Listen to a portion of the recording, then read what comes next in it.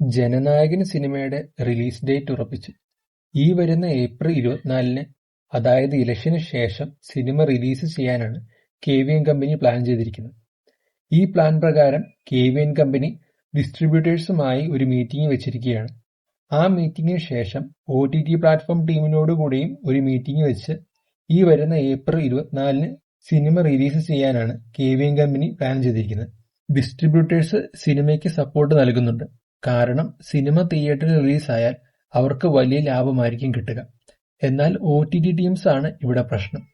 കാരണം ഓൾറെഡി ഇവര് deal cancel ചെയ്തതാണ്. ഇപ്പോൾ HD വേർഷൻ വരെ ലീക്ക് ആയതുകൊണ്ട് OTT റൈറ്റ്സ് കിട്ടാൻ നല്ല ബുദ്ധിമുട്ടായിരിക്കും. എന്നാൽ ഇതിനിടയിൽ സെൻസറിങ് കൂടെ ഉണ്ടല്ലോ. അവർ ഇതുവരെയായിട്ടും ജനനായകൻ സിനിമയ്ക്ക് സർട്ടിഫിക്കറ്റ് കൊടുത്തിട്ടില്ല.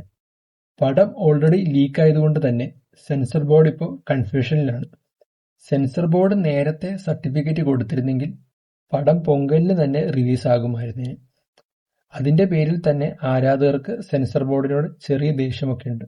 അന്നേ സിനിമ റിലീസായിരുന്നെങ്കിൽ ഈ പ്രശ്നങ്ങളൊന്നും ഉണ്ടാകുമായിരുന്നില്ല. സിനിമ ഏപ്രിൽ 24-ന് ഇലക്ഷന് ശേഷമാണ് റിലീസെങ്കിൽ ഇലക്ഷൻ കമ്മീഷന് സിനിമ കാണേണ്ട ആവശ്യമില്ല. അതുകൊണ്ട് ഏപ്രിൽ 24-ന് തന്നെ ജനനായകൻ സിനിമയുടെ റിലീസ് ഉണ്ടാകുമെന്ന് നമുക്ക് പ്രതീക്ഷിക്കാം.